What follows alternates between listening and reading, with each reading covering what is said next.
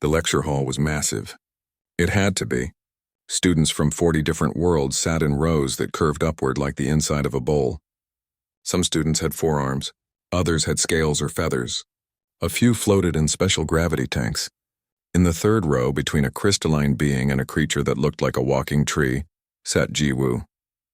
Jiwoo looked human because she was human. She had dark hair tied back in a simple ponytail and wore the standard academy uniform. Her brown eyes watched the holographic display at the front of the hall.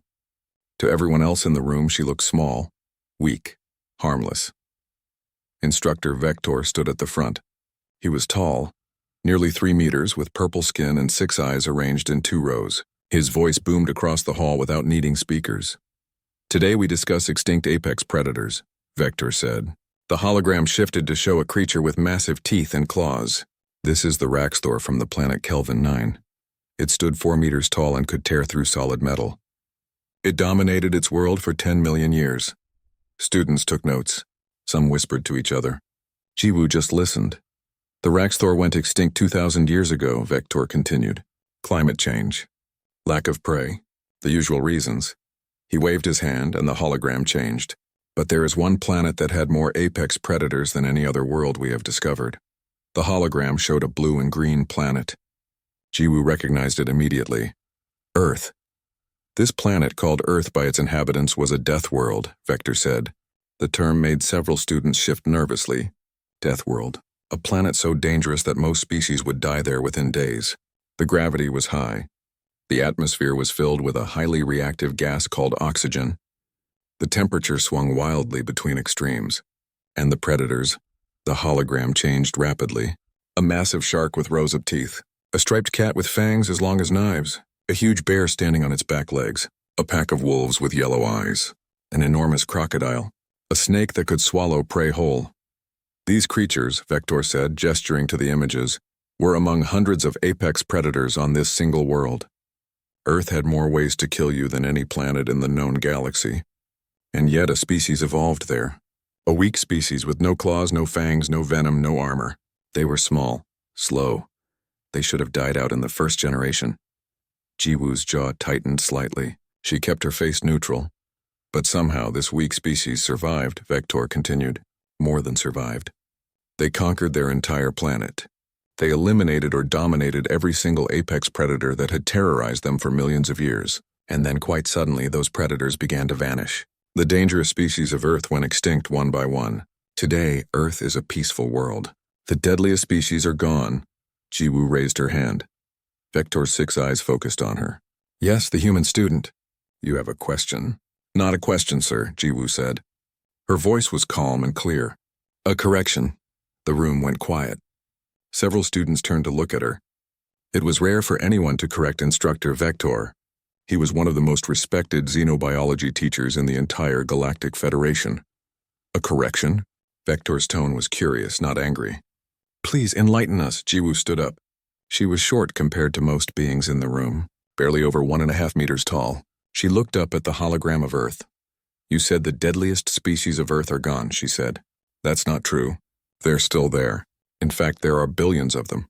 Vector's eyes narrowed. "I assure you, young one, my research is thorough. The great predators of Earth have been extinct for centuries, some for millennia.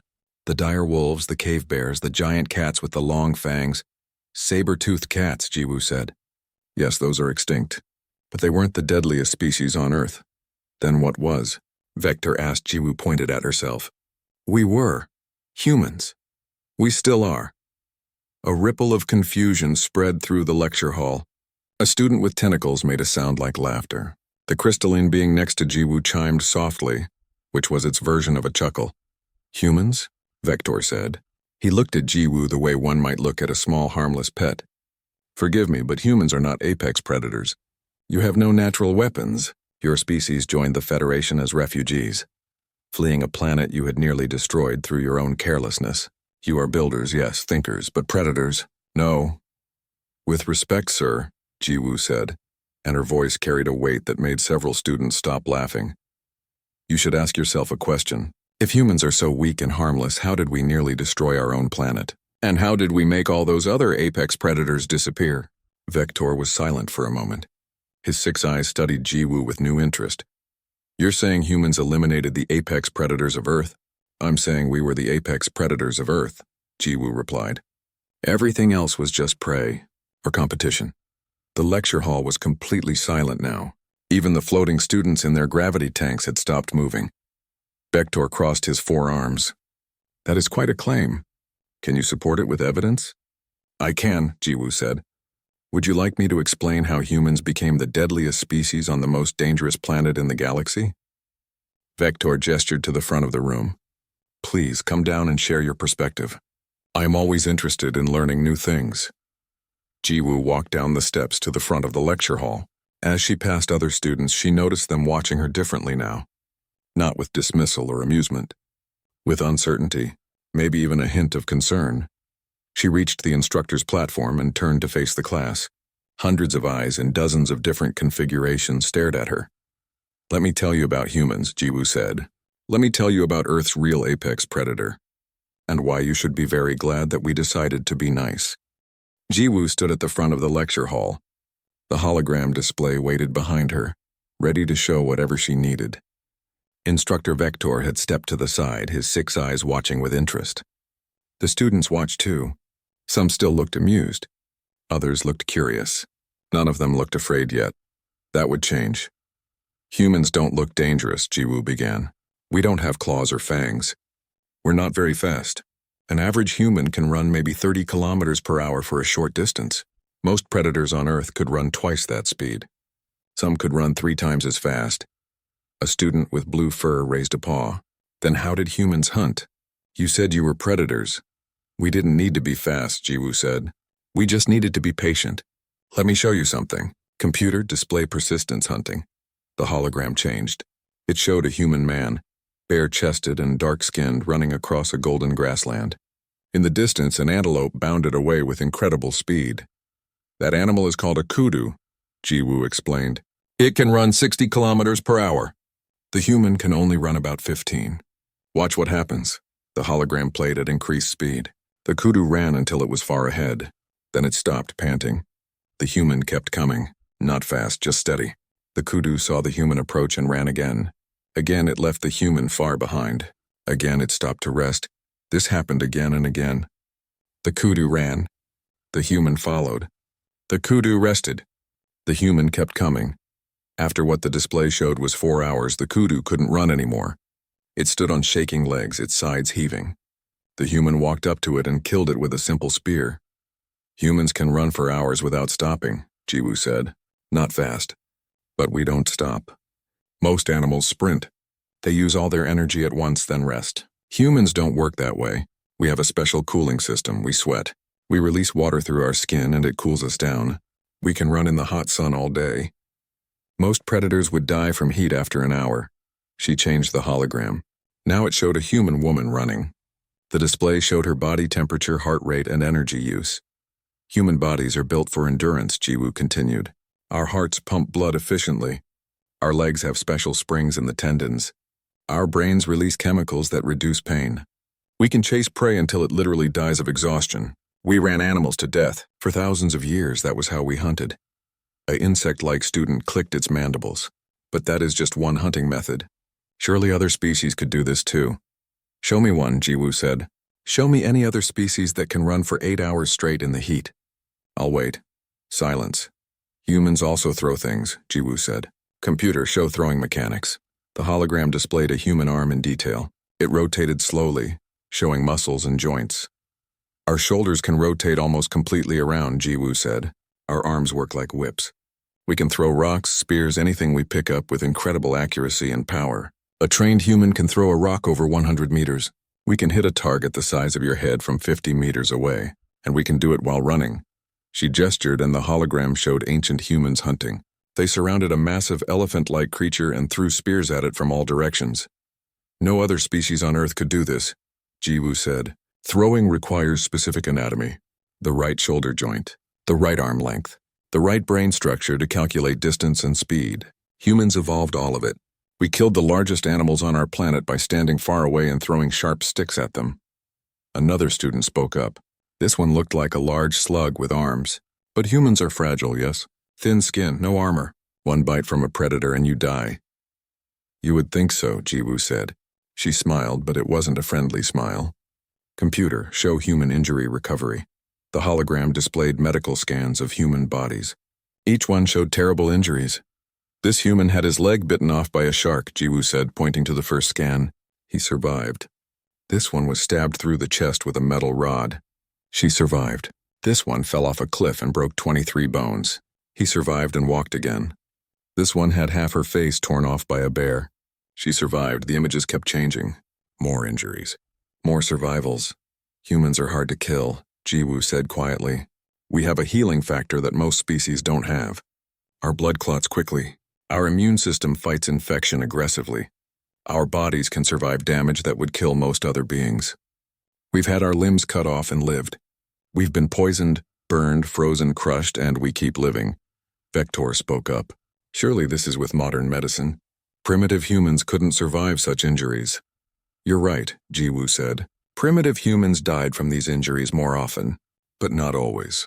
We found human skeletons from thousands of years ago. Some had healed broken bones. Some had survived terrible wounds. One man lost his arm and lived for years afterward. We know because the bone healed over. This was before we had any medicine at all. Just a species that refused to die. She changed the hologram again. Now it showed different environments. Frozen wastelands, burning deserts, thick jungles, high mountains. Humans lived in all of these places, Jiwoo said. Every climate zone on Earth. We survived in places where the temperature dropped to 50 degrees below freezing. We survived in deserts where water was almost impossible to find. We climbed mountains so high that there wasn't enough oxygen to breathe. We swam in oceans filled with creatures that could swallow us whole. We made tools and clothes and shelter, and we lived everywhere, everywhere. A student made a nervous sound. But why? Why spread to such dangerous places? Because we could, Jiwoo said simply. Because if land existed, we wanted to walk on it. If water existed, we wanted to cross it. If a mountain existed, we wanted to climb it. Humans don't stop. That's what you need to understand. We don't stop. Another human student stood up. It was Taemin, sitting several rows back. He was taller than Jiwoo, with broad shoulders and a serious face. May I add something? He asked. Jiwoo nodded. Please. Taemin walked down to join her. He looked at the assembled students. Jiwoo is being modest, he said. She's telling you about ancient humans. Primitive humans. But modern humans are worse. We do these things for fun now. Fun? Vector asked. We climb mountains that can kill us just to say we did it, Taemin said. We swim in frozen water. We run marathons, which are races that cover 42 kilometers. We dive deep into the ocean where the pressure should crush us. We jump out of aircraft for entertainment. We do all the things that almost killed our ancestors, but now we do them as sports. As hobbies, he pulled up his sleeve. A long scar ran down his forearm. I got this climbing a cliff, he said. I fell, broke my arm, I healed. And 3 months later, I went back and climbed that cliff again, because it was there, because I wanted to. The student stared at him. That's what humans do, Taemin said. We find the most dangerous thing we can and we do it anyway. Not because we have to, because we want to. Because something in our brains tells us that danger is exciting, that challenge is good, that the harder something is, the more worth doing it becomes. Jiwoo nodded. Humans conquered Earth not because we were the strongest or the fastest. We conquered it because we never gave up. We chased prey until they couldn't run. We survived injuries that should have killed us. We lived in places nothing else could live. We turned hunting into a science and danger into a sport. She looked directly at Vector. So when you say the deadliest species on Earth is gone, she said, you're wrong. We're still here. We just learned to use our abilities for other things. But make no mistake, Instructor, humans are apex predators. We always have been. We always will be. Instructor Vector moved back to the center of the platform. His expression was thoughtful. Around the lecture hall, students whispered to each other. The mood had changed. What started as a routine lesson had become something else entirely. You make compelling points, Vector said to Jiwoo and Taemin. But I must challenge you on biology. Yes, humans can run for long periods. Yes, you can throw objects. But these are learned behaviors, are they not? Skills that must be taught? Some of it is learned, Jiwoo admitted. But most of it is built into our bodies. We're designed to be predators. Let me show you, she gestured to the hologram. Computer display human eye structure. A massive image of a human eye appeared, rotating slowly. The iris, the pupil, the complex structure behind it. Human eyes face forward, Jiwoo said. Do you know what that means? A student with multiple eye stalks spoke up. Forward-facing eyes indicate a predator. Prey animals have eyes on the sides of their heads to watch for danger. Predators have eyes that face forward to track prey. Exactly, Jiwoo said. Humans have predator eyes. But we also have something special. We see colors better than almost any other species on Earth. We can tell the difference between hundreds of shades of green. This helped us spot fruit and trees, yes, but it also helped us track wounded prey. We could see a single drop of blood on green leaves. We could follow a blood trail for kilometers through the forest. She changed the display. Now it showed a human brain with different sections lighting up. The human brain uses 20% of our body's energy. Jiwoo continued. That's enormous. Most species use 5% or less. Our brains are expensive to run. They consume vast amounts of resources. Evolution doesn't keep expensive things unless they provide a benefit. So what did our huge brains give us? She pointed to different sections as they lit up. Pattern recognition. We see patterns in everything. We can track an animal by the pattern of broken branches. We can predict weather by the pattern of clouds. We can read body language and know what another creature is thinking. We can look at stars and find patterns that help us navigate. This ability made us incredible hunters. Another section of the brain lit up. Tool use. Humans don't just use tools. We make them. Complex tools. We took rocks and shaped them into knives. We took wood and turned it into spears. We took plants and made rope, baskets, nets. We took bone and carved it into needles to sew clothes. No other species on Earth did this at our level. Some animals use simple tools, yes. But humans made killing into an industry. Taemin stepped forward. Can I show them something? Jiwoo nodded. Taemin walked to an empty space on the platform. I need a volunteer. Someone big. Strong. After a moment, a large reptilian student stood. He was easily twice Taemin's size with thick scales and powerful muscles. What's your name? Taemin asked. Kroth, the student said in a deep voice. Kroth, I want you to grab my arm, Taemin said, holding out his right arm. Grab it tight. Try to hold me in place.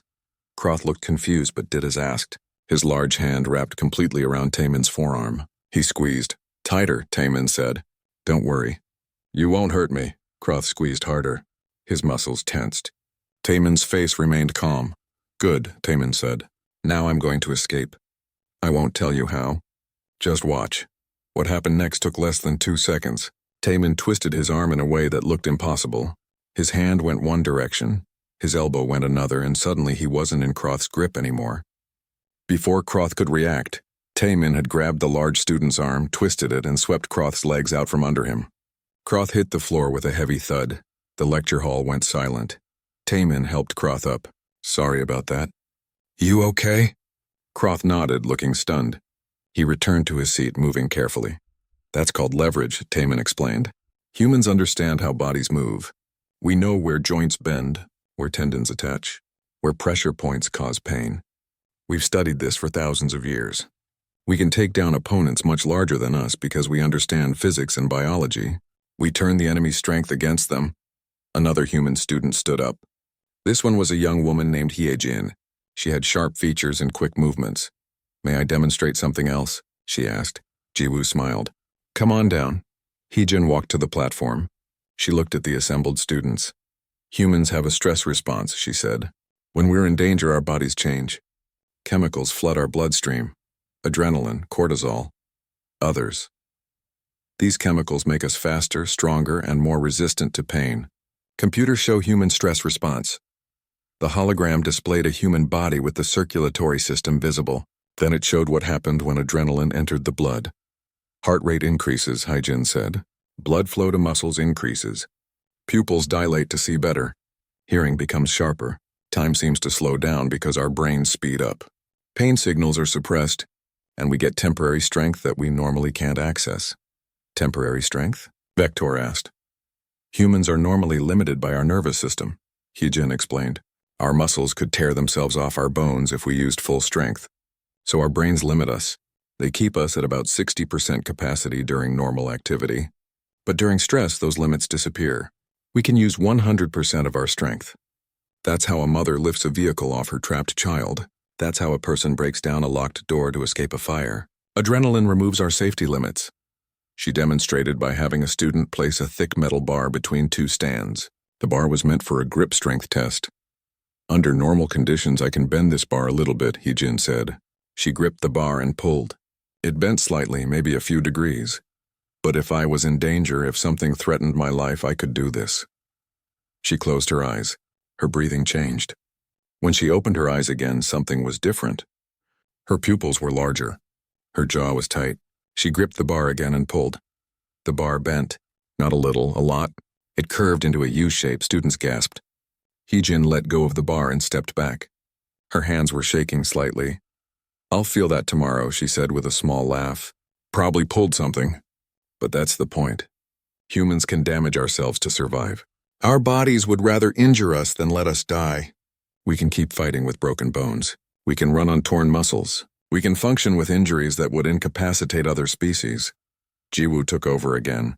There's something else you need to understand about humans. We don't just hunt. We domesticate. Domesticate? A student asked.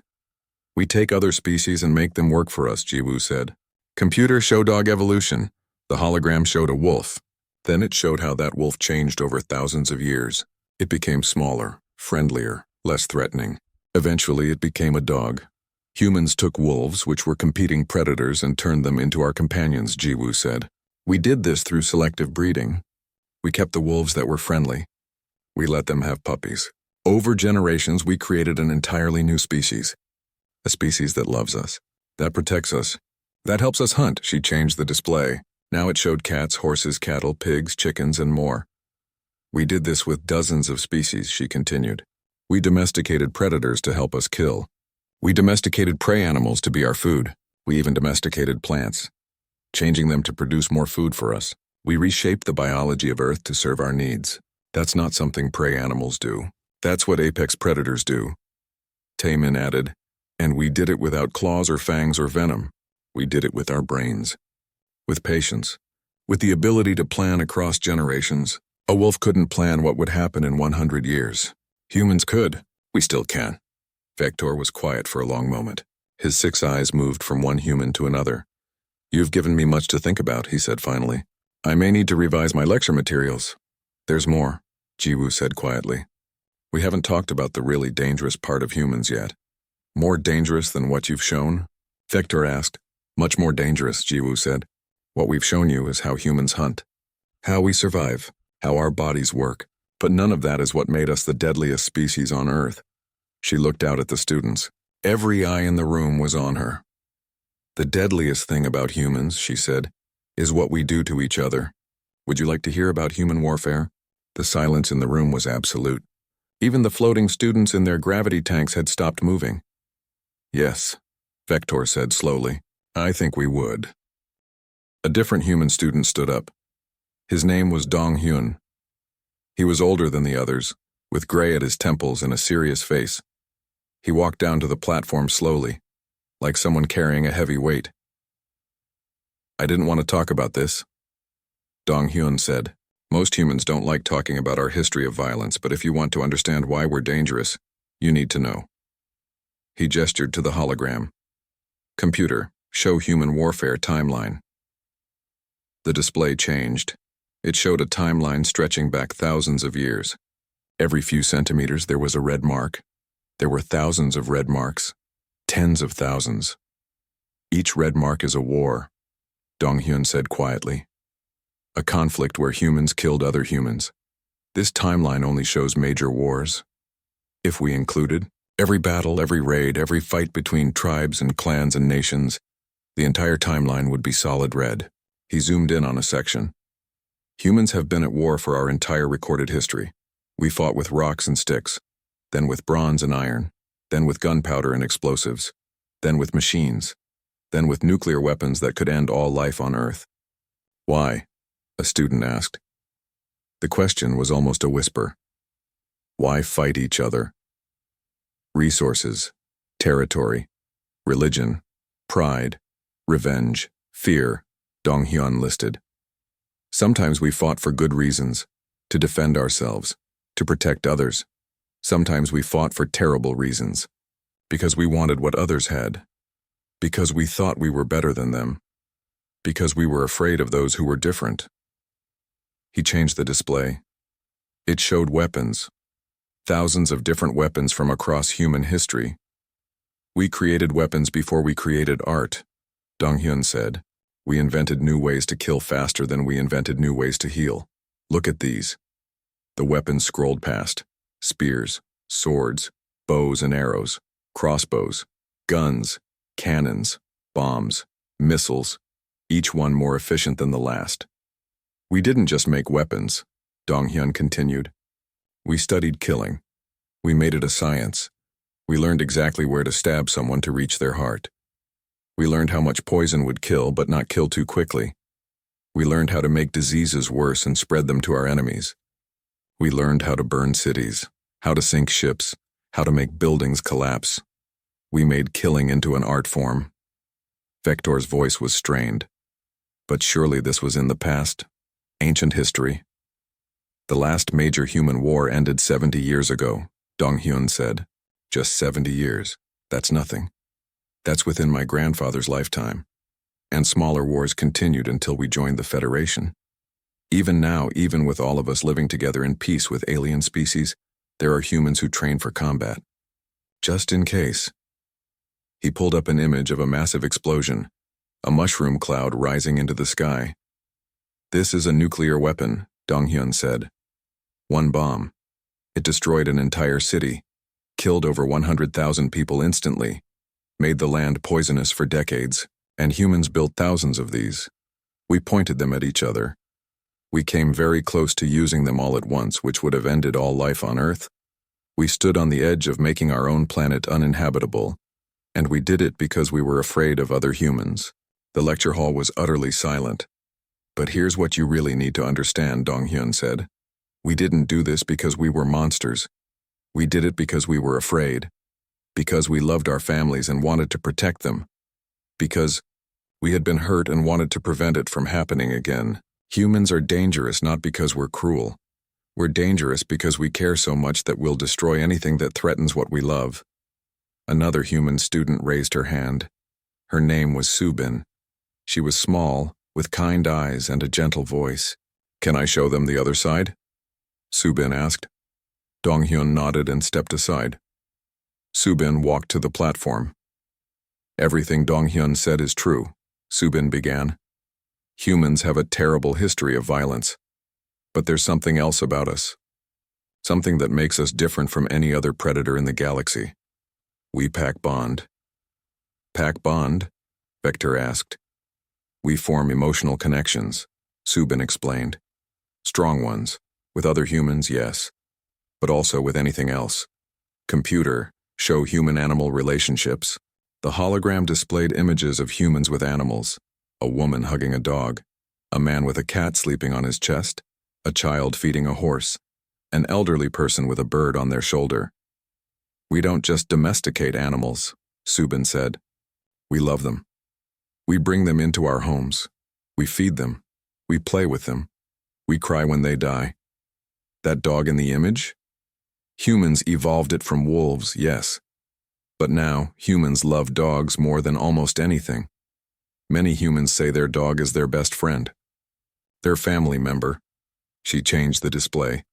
Now it showed stranger images. A human cuddling with a large bear. Another swimming with sharks. One sitting peacefully while a wild bird landed on their hand. We pack bond with everything, Subin said, even dangerous animals. Even animals that could kill us. There are humans who adopt wolves, who keep tigers as companions, who befriend wild animals that any sensible person would fear. We can't help it. Something in our brains makes us want to connect with other living things. She smiled softly. We pack bond with aliens, too. Every human in this academy has made friends with non-human students. We don't see you as aliens. We see you as people, as potential friends. That's what humans do. We connect. A student spoke up. But how can you be both? How can humans be violent warriors and also loving friends? Because both are part of protecting what we love, Subin said. We fight to protect our pack, our family, our friends. When we care about something, we'll do anything for it. Anything. We'll die for it. We'll kill for it. The same instinct that makes us hug our children makes us destroy anyone who threatens them. Taemin spoke up from where he stood. There's a human saying, "I would burn the world to keep my family warm." That's what Subin means. Our capacity for love and our capacity for violence come from the same place. They're two sides of the same coin. Subin nodded. And we don't just pack bond with living things. Computer, show human attachment to objects. The hologram displayed various objects: a worn teddy bear, an old car, a childhood blanket, a rusty tool. Humans form emotional attachments to objects, Subin said. We keep things because they remind us of people we loved. We fix broken items instead of replacing them because they have sentimental value. We name our vehicles, our tools, our weapons. We treat objects like they have feelings. She laughed softly. There are humans who apologize to furniture when they bump into it, who say good morning to their car, who feel sad throwing away an old shirt. We can't help it. We're wired to form connections with everything around us. Jiwoo stepped forward again. This is important to understand. Humans conquered Earth not just because we're effective predators. We did it because we cooperate. We form groups, we trust each other, we share resources, we teach our children, we take care of our elderly, we help strangers. No lone human could hunt a mammoth, but a group of humans working together could. She gestured around the room. Every achievement of humanity came from cooperation. We built cities together. We developed language to communicate complex ideas. We created art and music and stories that we shared with each other. We accumulated knowledge across generations, each generation teaching the next. A wolf is born knowing how to be a wolf. A human has to be taught how to be human. And we teach each other everything. Dong-hyun spoke again. That's why human warfare was so terrible. Because we're smart enough to create devastating weapons. But we're also loyal enough to use them against anyone who threatens our group. We're pack animals. We're loyal to our pack above all else. And anyone outside the pack becomes an enemy. But we learned, Subin added quickly. Slowly, over thousands of years, humans expanded their definition of pack. First it was just family, then tribe, then village, then city, then nation. Eventually we decided all humans were part of the same pack. That's when the major wars ended, when we saw each other as one species instead of competing groups.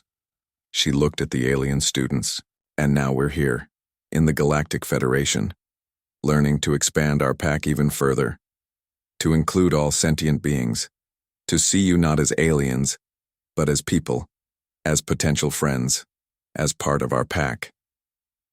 Vector was quiet for a long time. When he spoke, his voice was thoughtful. So humans are predators who chose cooperation over competition, warriors who chose peace, killers who chose kindness. Yes, Jiwoo said, but the predator is still there. The warrior is still there. The killer is still there. We just chose not to be those things anymore. We chose to be better. But if something threatened our pack, if something threatened the people we care about, all of those old instincts would come back. She met Vector's eyes. That's what makes humans truly dangerous. Not our physical abilities, not our weapons, not our intelligence. It's that we have all of those things, and we chose to restrain them. We're the monster that decided to be gentle. But monsters don't forget how to be monstrous. They just choose not to be. The lecture hall remained silent. Every student from every world sat processing what they had just learned. The floating students in their gravity tanks hung motionless. The insectoid students had stopped their constant clicking. Even the plant-like being in the corner seemed to have stilled its rustling leaves. Instructor Vector stood at the center of the platform. His 6 eyes moved from one human student to another. Finally he spoke. "I owe you an apology," he said. His voice carried through the hall. "I have taught xenobiology for 30 years. I believed I understood the species of the galaxy. But I was wrong about humans. Profoundly wrong." He turned to face the entire class. "I told you that Earth's deadliest species were gone. I was looking at the wrong species. I saw the claws and fangs and venom of Earth's predators and assumed they were the danger. I didn't see the real apex predator because it doesn't look like one. Jiwoo remained at the front of the room. The other human students had returned to their seats, but she stayed, waiting. You asked what happened to humanity, Jiwoo said to Vector. Why we joined the Federation as refugees instead of conquerors. Would you like to know? Very much, Vector replied. Jiwoo took a breath. Humans reached a point in our development where we had two choices. We could continue fighting each other, which would eventually lead to our extinction, or we could choose peace, choose cooperation, choose to see all of humanity as one pack instead of competing groups. She walked slowly across the platform. It wasn't easy. Some humans didn't want peace. Some held onto old hatreds, old fears, old ideas of us versus them. But enough humans chose differently. Enough humans said no more war. Enough humans said we're better than this. And slowly, over decades, humanity changed. When we discovered we weren't alone in the universe, Jiwoo continued, when the Federation made first contact with Earth, we had another choice. We could see you as threats, as competition, as prey. Our instincts told us to be afraid, to be defensive, to prepare for conflict. She smiled. But we chose differently. We chose to extend our pack bond to include all sentient beings. We chose to see the Federation not as invaders, but as potential friends, as teachers, as partners. We chose to join the galactic community as equals, not conquerors. A student raised a tentacle. But you said humans nearly destroyed Earth, that you came as refugees. We did damage Earth, Jiwoo admitted. Through pollution, through overconsumption, through carelessness. We were so focused on competing with each other that we forgot to take care of our world. By the time we stopped fighting long enough to notice, we had done serious harm. She looked sad for a moment. That's another reason we joined the Federation. We needed help fixing what we had broken. We needed technology we didn't have yet. We needed knowledge of how other species maintained their worlds. We came asking for help and the Federation gave it. That generosity is something we won't forget. Vector nodded slowly. And now humans are some of our most valuable members. You serve in every role. Scientists, engineers, diplomats, teachers, artists. You contribute to the Federation in countless ways. Because we want to, Jiwoo said. Because being part of something larger than ourselves gives us purpose. Because helping others satisfies the same instinct that once made us hunt together. We're still pack animals. The Federation is just a much larger pack. Another student spoke up. This one was reptilian with intelligent eyes. But what if someone threatened the Federation? What if war came? Would humans fight? The question hung in the air. All eyes turned to Jiwoo. Yes, she said simply. If the Federation was threatened, humans would fight. We would fight hard. We would use every bit of strategy and ferocity and endurance that we evolved over millions of years. Because the Federation is our pack now, and humans protect their pack, she paused. But we would try every other option first. Diplomacy, negotiation, compromise. Peace is always the first choice. Violence is the last resort. That's what we learned from our own history. That's the lesson that cost us millions of lives to learn. Taemin stood up again. Can I add something? Jiwoo nodded. Taemin walked down to the platform. There's something else you should know about humans. We learn, we adapt, we change. No other species on Earth did this as well as we did.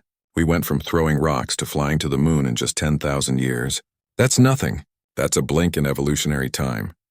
He gestured to the timeline still showing on the hologram. Every generation of humans was smarter than the last. Not because our brains got bigger. Because we accumulated knowledge. We built on what came before. We made mistakes and learned from them. We failed and tried again. We never stopped improving. That's what humans are still doing, Taemin continued. Learning, growing, becoming better than we were. 1,000 years ago, humans would kill someone for being different. 500 years ago, we would enslave other humans. 100 years ago, we would discriminate based on skin color or gender. We did terrible things, but we learned. We changed. We became better. Subin stood up as well. She walked down to join the others. And we're still learning, she said. Living with alien species is teaching us new things every day. Different ways of thinking, different values, different solutions to problems. Every species in the Federation has something to teach us, and hopefully we have something to teach you. She looked at the assembled students. Today you learned that humans are dangerous. That's true, but I hope you also learned that humans chose to be kind. That we chose peace over violence. That we chose cooperation over competition. That we chose love over hate. The most dangerous predator, Subin said softly, is one that chooses mercy, because it means we understand violence. We know what we're capable of. We know how much damage we could do. And we choose not to. Every single day we choose not to. That choice is harder than you might think, but it's a choice we keep making. Dong-hyun spoke from his seat. Someone once asked a human general, "What makes you think humans are peaceful?" The general answered, "We're not peaceful. We're extremely violent. We just choose to direct that violence toward protecting others instead of hurting them. There's a difference between a species that can't fight and a species that won't fight." Jiwoo nodded. Humans won't fight. Not unless we have to. Not unless there's no other choice. Not unless someone threatens what we love. But if that happens, if violence becomes necessary, then yes. We remember how. We still have all those instincts. All that history. All that knowledge of how to hunt and kill and destroy. She smiled, and it was a sad smile. We're the deadliest species from the deadliest planet in the galaxy. We conquered our world not with claws or fangs, but with intelligence and endurance and cooperation. We nearly destroyed ourselves because we were too good at violence. But we stopped. We chose to be better. That's what you need to understand. Not that humans are dangerous, but that we know we're dangerous and we chose to be gentle anyway. Vector was quiet for a long moment. Then he turned to address the entire class. "I have been teaching xenobiology for 3 decades, he said. I thought I had seen every kind of species. Predators and prey, symbiotes and parasites, social creatures and solitary hunters. But I have never encountered anything quite like humans." He looked at Jiwoo. "You are predators who became friends. Warriors who chose peace. Killers who chose kindness. You are the most dangerous species in the Federation. Not because of what you do, but because of what you choose not to do." "Thank you," Jiwoo said quietly, "for listening. For being willing to learn. That's all we ask. Don't underestimate us. Don't think we're weak, but also don't fear us. We're on your side. We're part of your pack now, and humans take care of their pack." She walked back to her seat. The other human students watched her pass. When she sat down, the crystalline being next to her made a soft chiming sound. "That was terrifying," the being said, "and also beautiful." "You humans are very strange," Jiwoo laughed. "We know. We're still trying to figure ourselves out." Vector cleared his throat. "Well, I believe we have covered enough material for today. In fact, we may need several more sessions to properly discuss human evolution and its implications for xenobiology. But for now, let me say this." He looked around at all the students. "Every species has strengths. Every species has survived by adapting to their world. But humans adapted to every environment. They turned their weaknesses into strengths. They learned to cooperate when their instincts told them to compete. They chose to be kind when being cruel would have been easier. That," Vector said, "is perhaps the most important lesson of xenobiology. Evolution is not about being the strongest or the fastest or the most deadly. It's about making choices that help you survive, and sometimes the choice to be merciful is the strongest choice of all." The class was dismissed. Students filed out slowly, many of them casting glances at the human students. Some looked afraid. Some looked curious. Some looked respectful. Jiwoo gathered her things. Taemin, Hyejin, Donghyun, and Subin came over to her. "That was intense," Hyejin said. "They needed to know," Jiwoo replied. "Better they learn from us than from a history database." "Do you think we scared them?" Subin asked, looking worried. "Maybe a little," Taemin said. "But fear isn't bad if it comes with understanding. They're not afraid of what we are.